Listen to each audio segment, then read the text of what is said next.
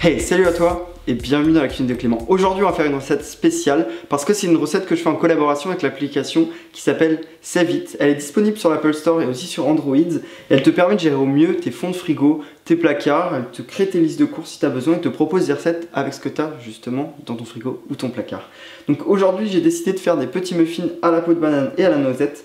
C'est parfait parce que d'habitude, on ne sait pas quoi faire avec nos peaux de banane. Donc je vais te montrer comment on va faire, c'est super simple et rapide. Pour cette recette, il va te falloir 180 g de farine plus un sachet de levure, 80 g de beurre, 2 œufs, 90 ml de lait, 3 peaux de banane nettoyées et coupées en morceaux, 80 g de poudre de noisette et 100 g de sucre. Première étape de la recette, je prends mes peaux de banane, donc je les ai coupées, j'ai coupé les extrémités, je les ai légèrement rincées et là je vais les mixer avec mon lait, tout simplement pour avoir une pâte homogène.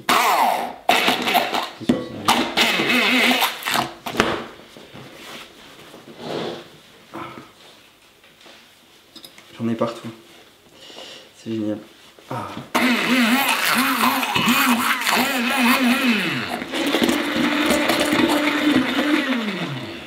Bien. Je pense que c'est bon. Une fois qu'on a ça, je vais séparer les blancs des jaunes. Les jaunes, je vais les rajouter au mélange de banane et lait que j'ai fait tout à l'heure, enfin peau de banane. Ensuite, je rajoute le beurre fondu, bien sûr.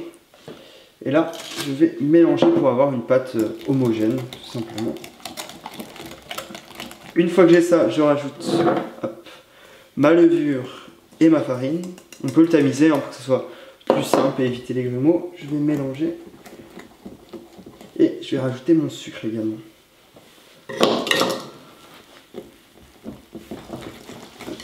Je rajoute ma poudre d'amande. Pareil, je mélange pour avoir quelque chose d'homogène. Ensuite, avec les blancs que j'ai séparés tout à l'heure des jaunes, je vais les monter en neige.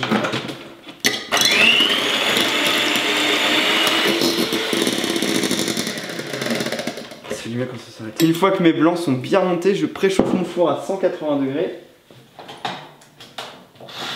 Là, on prend notre mélange qu'on avait tout à l'heure et on va incorporer les blancs. Je mets déjà une petite partie pour détendre un petit peu la pâte. Donc je mélange rapidement. Je rajoute le reste de mes blancs. Et là, on va y aller vraiment plus doucement. On va remonter la pâte et on va incorporer tout doucement. Pour pas casser les blancs, bien sûr. On en a à peu près pour 4 personnes. Ça fait 3 ou 4 fournées. Voilà. Là, on a une pâte qui est bien homogène. Je prends des moules à muffins, j'ai mis des petites caissettes pour que ce soit plus facile à démouler. Avec des cuillères à soupe, on va remplir aux 3/4. C'est très important pour pas que ça déborde.